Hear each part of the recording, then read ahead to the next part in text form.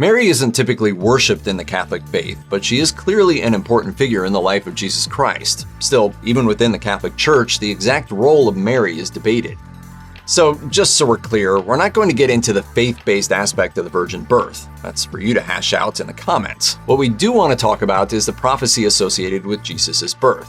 Jewish tradition prophesied that the Messiah will be born of a virgin, at least so the most common interpretation of Isaiah 7:14 goes. The Gospel of Matthew concludes that Mary's birth is the fulfillment of Isaiah's prophecy, which has long been translated from Hebrew as, "The virgin will conceive and give birth to a son and will call him Emmanuel." That translation has come under increased scrutiny in recent years. Jewish and even Christian scholars now believe that the Hebrew word alma should be read as young woman, not virgin. The other part of the definition means marriageable woman. You might even hear the word ripe associated with the term. Without getting too graphic, the implication is that a woman who was to be married would be a virgin to her husband. But again, this comes down to the common first century usage. And 2,000 years later, we're not 100% sure if they were using the dictionary definition, for lack of a better term, or just a general term for a young unmarried girl. The birth of Jesus is only depicted in two of the Gospels, Matthew and Luke. And the revelation to Mary that she would play mother to the Son of God, known as the Annunciation, appears in those two books. In Luke, the angel Gabriel comes to Mary and tells her that she is in the Lord's favor and she'll give birth to a son, heir to David and King eternal. Do not be afraid, for you have found favor with God. But the insistence that Mary was truly physically the mother of Christ also served as a counter-argument to Gnosticism in the early church. Some Gnostic sects believed that Jesus was not a mortal or physical being, and that he was not born of Mary so much as he passed through her, like light through a prism.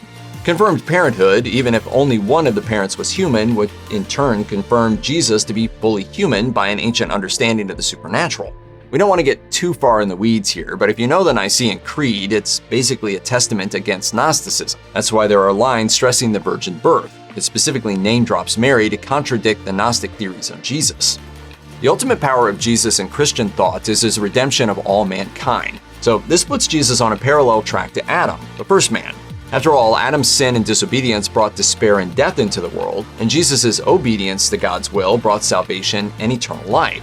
The early Christian church carved out a similar parallel interpretation of Eve's role in the Old Testament with Mary's in the New.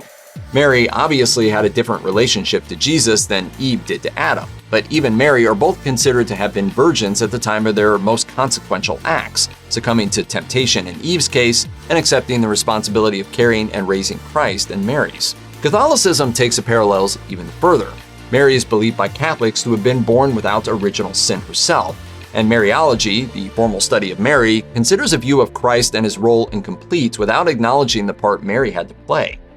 Obviously, there are many debates over religious text and terminology that can seem like fights over semantics, like we said about the virgin versus ready for marriage thing earlier.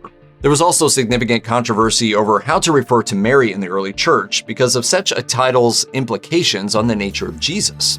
Mary was titled Theotokos in the 3rd or 4th century, Greek for God-bearer or Mother of God. That's still used in Orthodox Christianity. It's been speculated that the term came into regular devotional use once the Council of Nicaea, as in the Nicene Creed mentioned earlier, determined the divine nature of Jesus in contrast to those Gnostics. But to label Mary as a Theotokos was to go beyond describing divine status to Jesus. It was to call him God himself. On those grounds, Nestorius, Patriarch of Constantinople, gave Mary a lesser title. He and his followers referred to her as the Christotokos, or Christ-bearer. In Greek, Christ means anointed one. It's subtle, but again the text was critical to people back then. It maintained her and Jesus' significance without crossing a line they felt shouldn't be crossed. But wait, there's more. You see, the Greek term Christ comes from the Hebrew for Messiah, but Messiah could also mean prophesied one, in addition to anointed one. If it feels like we're going in circles, that's a problem we still have today. As many aspects of her life are disputed by various churches, so is the nature of her death. The big question there concerns the assumption of Mary, whether upon reaching the end of her life she ascended, body and soul, into heaven as Jesus did. The assumption is accepted within the Catholic Church. Pope Pius XII declared it a dogma of the Catholic faith in 1950. The doctrine has been broadly traced back as far as the Book of Revelation, where Mary is seen as the most logical embodiment of God's people in the battle of good and evil. If you want to get hyper-specific, the idea of Mary ascending to heaven can be traced to Eastern Christian beliefs of the 5th century.